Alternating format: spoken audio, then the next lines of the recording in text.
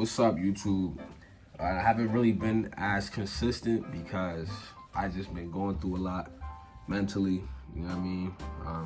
But I'm telling you, this is a promise I made to myself. This is something I always wanted to do, and I feel like now that I have the opportunity to actually pursue it, and I don't have my school or college or sports holding anything back, I'm gonna go full throttle. But I'm gonna start uploading on this channel. This channel gonna be lit soon. You're gonna see.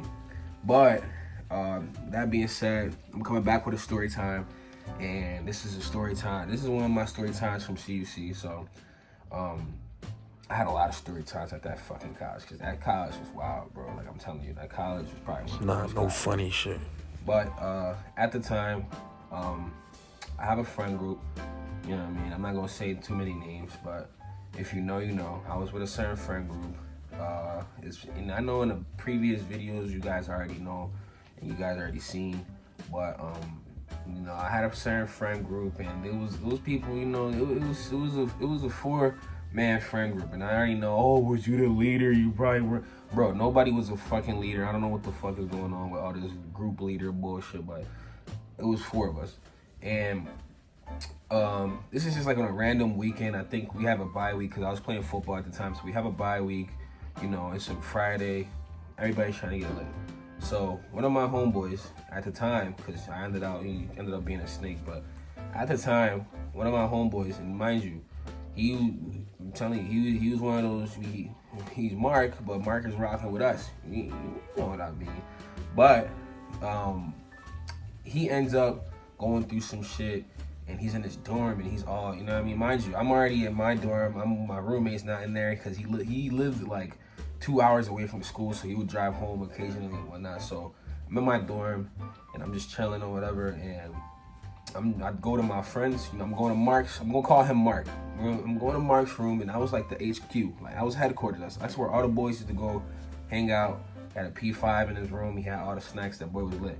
But turns out, he's talking to me, and he's saying this and that. He's just talking to me about his relationship problem. Mind you, I have a girl at the time where I'm starting to talk to a girl. She's my girl now, but at the time, you know what I mean? She was just talking or whatever. And, you know what I mean? And she had a friend, and we were just all planning to just, just have a cool night. So I remember, I think he went downstairs or whatever the case may be. And mind you, the way the building was set, because we had like upstairs, downstairs, and the co-college, the shit was wacky. But he comes upstairs, and he's coming up to me, and he has like this puppy face on him. And I'm like, what the fuck is going on? Like, why you just went downstairs to go get something, and now you came back all sad? And he shows me his phone. And when he shows me his phone, it's like, you know what I mean? The girl he was messing with at the time just broke up out of nowhere, right? So he's over here crying on my shoulders. I'm over here hugging him. I'm trying to be a W man's. And then my other boy at the time, Curtis. If y'all really know the story times, Curtis was really a W man's. He's thorough. So Curtis, he was fucking around. I think he was about to get into it with some other niggas in the first floor in the whole school. And I was like, yo, like, what the fuck is going on? Like, and mind you, I'm over here cooling. I'm just trying to see what was the wave. I'm over here trying to make plans for my night. And I'm over here trying to play superhero shit, because everybody's having like a fucking problem at the same time. So he's dealing with the problem that his girl just broke up with him. He's depressed as shit. He wants to drink. Then my man's Curtis, on the other hand, got a whole fucking lobby. I'm looking at him like, what do you do to get 12 to 13 niggas mad that live in one hall, bro? Like, what are you doing? So it ends up they beefing, or they going back and forth and shit. And then I'm getting a call, right, on my phone. I'm like, what the fuck? I'm like, who's calling me? Bro, it's the girl I was talking to friend at the time, right? And mind you, they used to be friends, but they fell out over some other shit. And I'm not going to explain it, and that's none of my business. But they fell out over some other shit. And then at the time, I used to be cool with the friend too, because we used to all hang out at the time, right? Because it used to be where it would be us 4 and then them 2, and they would come around, we all smoke, go hang out, whatever the case may be, and that was that. But this night, she's calling me and shit, and she's drunk as fuck, bro. She's drunk as fuck, and she's telling me to come to DJ. And DJ was literally like 2-minute, 3-minute walk away from where my campus building was at, where I used to dorm at. So I'm, all right, you know what I mean? Boop, bang the line, I'm on my way. And I see this bitch on the floor crying, bro. Like, I'm like, yo, what is going on? Like, what the fuck is going on, bro? Like, I'm over here dealing with my man who just got his heart broken. I got stepped because Curtis won't fight 13 fucking niggas. Then I'm over here calling and I'm getting a random call, and it's fucking my girl's friend at the time telling me to come to DJ because she's too drunk and she can't watch my girl at the time. And you know what I mean? She's just saying, I'm sorry, I'm a terrible person. What she really was, for real. I'm not gonna lie. When you drunk, you really start telling the true self. Nah, that ass. She was saying a whole bunch of shit. And at the time, I'm over here. And mind you, I am crossfaded. Bro, I am doing all of this under the influence. So I'm over here giving this nigga advice. I'm over here stepping with niggas. And I'm over here talking to this little bitch and trying to calm her down because I don't want no DPS police, or I don't want to see no security coming close to me with a girl that's drunk on the floor crying. That's just at a white university. That's bad vibes. So I try to get her up. I'm walking her to her room and shit. She's like, you gotta go check on your girl. She threw up and she's like half passed out, and she's, you know what I mean? She's bad for business upstairs. You gotta go check up on her. So I'm like, what the fuck is going on? And mind you, at this time, I'm sobering up because there's like so much shit that's going on. But I'm not, like, I can't really, because there's one situation and then another situation's popping up and then another situation. Like, the way I'm explaining it to you, you would have thought this shit was planned. And it really wasn't. So, I walk her to her, she lived in the same building as me, because the way it was set up, by the way, I keep on forgetting these little important details to the story time. But, I'm going to get better at it. But, the first 2 floors was just straight niggas and it was athletes. And then the 3rd floor was where all the girls used to stay at, which was wild to me because I don't... Anyways, I'm walking her upstairs, and you know what I mean, and I'm trying to go back to DJ, and as I'm going up to DJ, and I already know what, you know what I mean, what dorm my girl was in, because I was, you know, like, I would go there, you know what I mean, but I'm knocking, and I'm not hearing nothing. I'm keep pounding the door. I'm like, yo, I'm saying her name, oh, yo, nothing. So I'm not gonna lie. I used to have all right, listen, this is how I used to get in the girls' floor and DJ type shit. Because the way it was set up in DJ was the same format. Niggas on the 1st floor, niggas on the 2nd floor, the girls on the 3rd floor.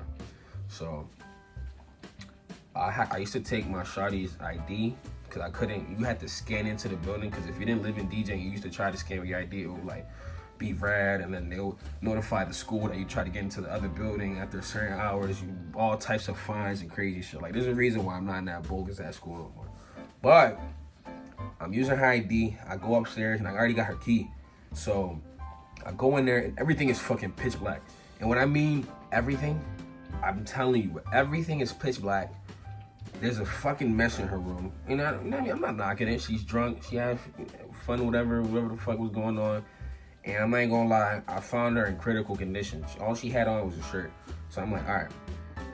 And me, I'm thinking, I'm like, you know what I mean? And mind you, we just start, like, we not really just starting to talk, because we was already like, you know what I mean? I was going to her dorm, she was kind of my dorm. But it wasn't like a year in already, or like, you know what I mean? I like to take shit slow, and I'm a shy nigga. When it comes to me, like, seeing body parts and getting into it, like, I don't know how niggas is always ready to blitz anything like that. When it came to me, like, I'm not gonna lie, like, I'm over here looking at her, and I'm like, all right, I gotta make sure she's good, and I gotta see what the fuck happens. So I turn on the light, there's socks on the floor, there's a bottle of fucking Pink Whitney right next to her pillow, there's a puddle of throw up right next to her.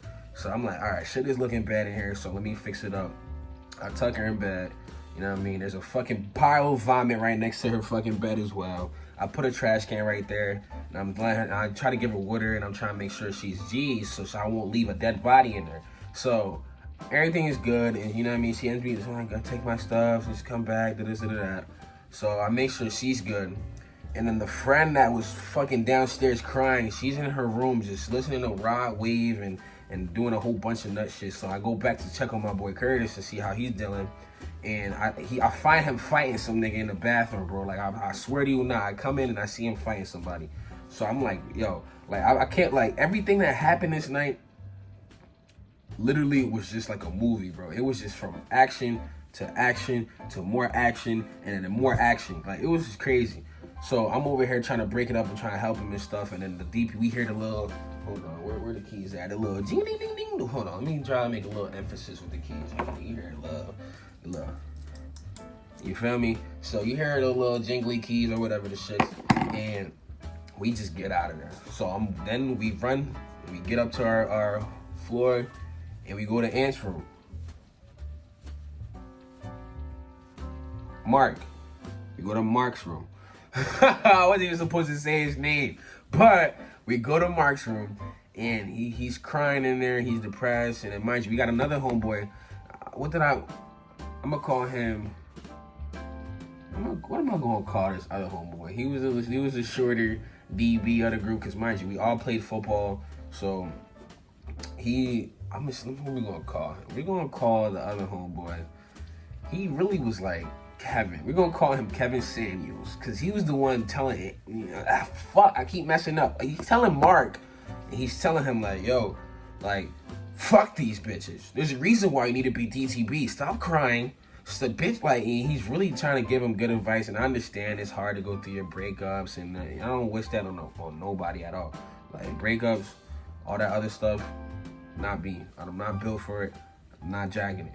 But that's what he was going through at the time, and us as the guys, we had to be there to pick him up. And mind you, we all met like first semester, second semester, so like we didn't know. The only person I knew out of this college was Curtis, and he was in the same hometown as me. So like we go there and we already was known, and we already, you know what I mean, had that, you know, something in common already. But the other people that we were already hanging with, we met them in college type shit.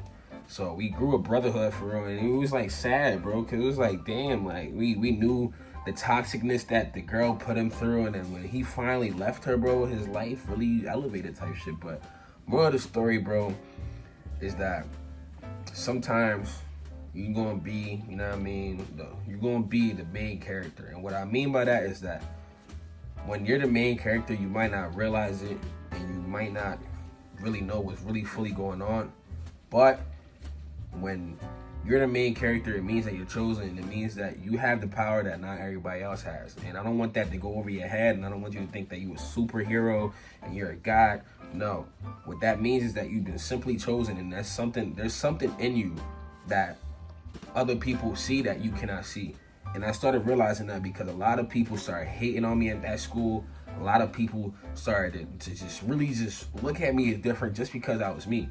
So at the end of the day, people are going to hate if people are around you. They're going to hate on what you got on. They're going to hate on everything you do. Just keep pushing and keep doing what you do. Because at the end of the day, the days are going to keep going, and you're only going to get older. Facts. So my point of advice, and that was just a little story time that happened in Concordia, and I got a whole bunch of other story times too. But now that I'm realizing, and I'm trying to put two and two together, and I'm just trying to like just sit back and analyze, and I'm like, yo, what the hell is really going on, bro? Like, everybody was going through like a little crisis, and the thing is, I was trying to stay sane through it all. Like, I'm not, like, it's like I gotta be here for 5 minutes comfort, and I gotta be here protected, and I gotta be here and then help, and then I gotta be like, it's like, don't try to break yourself off in too many ways and try to be there and for everybody and not be there for yourself. Because at this point in time, I was going through something tough myself, but I wasn't the person to vocalize it or try to get help. I just went through it. So, you know what I mean? Like, just don't try to split yourself, and don't try to split yourself in half and try to be here and try to be there. That's gonna overwhelm yourself. It's gonna make you feel shitty, and just don't do that. But yeah, YouTube, this is a story time, and if y'all want more, like this video and comment. I'm about to turn this shit up. Facts. Bye.